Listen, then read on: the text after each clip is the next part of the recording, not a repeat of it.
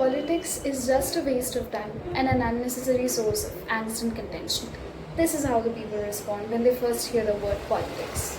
Hello everyone, I am before you to speak a few words on the topic the postmortem of politics.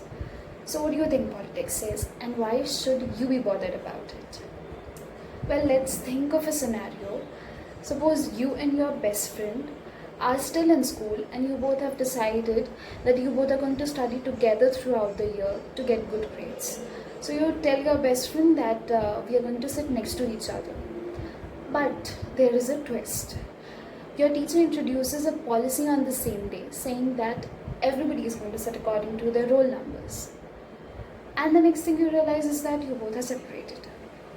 This discussion is going to be interesting because we might not have realized it, but we all have been a part of politics in some or the other way.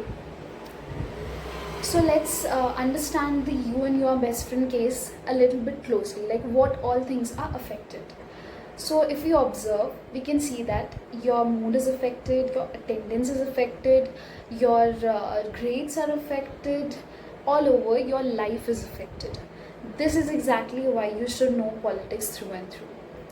Now think of you and your best friend as two different families or organizations or states or in fact countries, which are affected by a policy that politics has the power to bring into manifestation and enforce overnight. And now you know that everything is changed.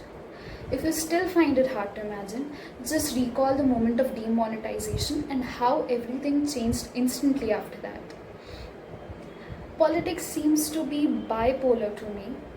Barack Obama, who was the first African American president of the United States, he was not only a good leader but was also loved by the people of America, who I think are still in the claws of racism. In spite of that, he was massively loved and respected. In this case, politics seems to be that hidden power which is able to shatter the norms. And here we have some leaders who haven't fulfilled their promises, haven't worked properly in their tenures, and some of them might have promised to construct smooth, broad roads connecting villages to towns, and in reality there are still potholes on the streets while elections are at the corner. So the quick fix is to get a beautiful actress to stand for the elections of that particular area so that nobody notices the potholes in the streets but the blush on the face. And guess what? People do vote for the actress. I mean, who can resist the charm on the face? It's okay to bump into potholes every day. So in order to understand politics better, let's understand it from the best, the politicians. Politicians are usually lying, maneuvering, dissembling, immoral. You know why?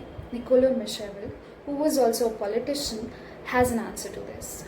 A good politician, according to him, should know how to bring honor to his state. He should know how to build reputation. He should be straightforward and reasonable, be it that he has to be dark instead of kind and friendly. So we understand from this that a good politician may ideally not be a good human. Let's dive a little deep and understand this.